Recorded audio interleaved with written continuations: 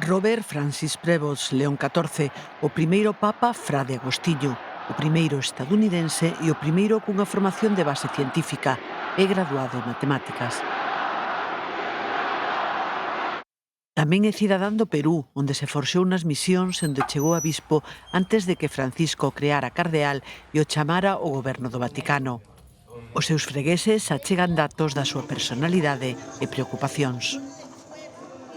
Muy carismático y sobre todo lo que puedo recalcar de él es que muy cercano con los jóvenes.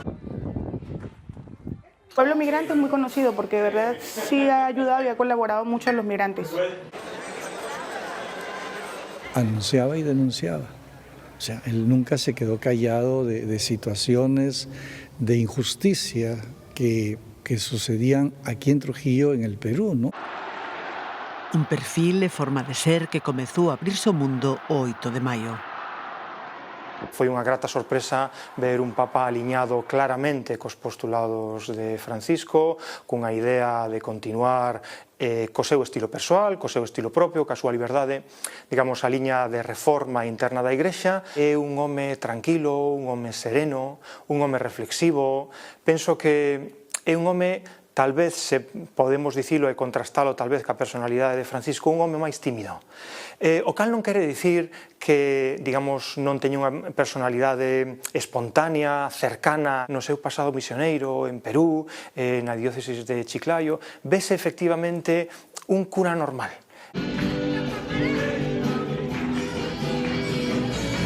Que fala con normalidade, que se expresa como todo o mundo, que ao mesmo tempo, bueno, pois é consciente do cargo no que está, pero sen poñer distancia nin separación. Pero se algo quixo deixar claro León XIV desde o minuto 1 do seu pontificado foi a súa defensa da paz. Mai più la guerra! E a súa aposta polo diálogo nun mundo polarizado e bélico. I popoli vogliono la pace e io, col cuore in mano, o pobo quere paz e eu, co corazón na man, dígolles aos líderes do pobo: xuntémonos, falemos e negociemos. A guerra nunca é inevitable. As armas poden e deben calar.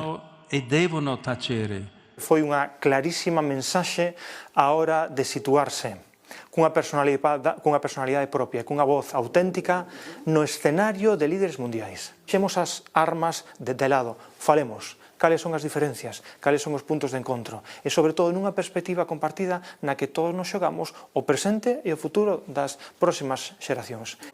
O profesor Castelao considera que no eido social León XIV seguirá denunciando a persecución dos inmigrantes e as hostilidades contra os descartados dun mundo que só ten ollos pro poder, os cartos e o éxito.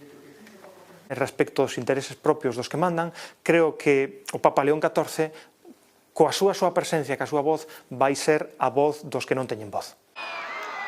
Pero é unha incógnita saber se avanzará e como no achegamento iniciado por Francisco ás persoas homosexuais ou aos divorciados que queren refacer a súa vida en parella sen renunciar á súa fe. Tamén se dará pasos na inclusión da muller en papéis que tiñan vedados ata agora no seo da Igrexa. Esa mirada acolledora a todos eses colectivos empezaron a desencadenar unha nova sensibilidade que todavía non cristalizou nunha reforma legislativa, nunha reforma canónica, nunha transformación da doutrina. Entonces, a grande pregunta é como vai a afrontar León XIV todas estas cuestións abertas que herda dun pontificado anterior e que el ten liberdade para orientar como mellor pense. O tempo dirá que camiño sinala o novo Papa para guiar o futuro da Igrexa Católica.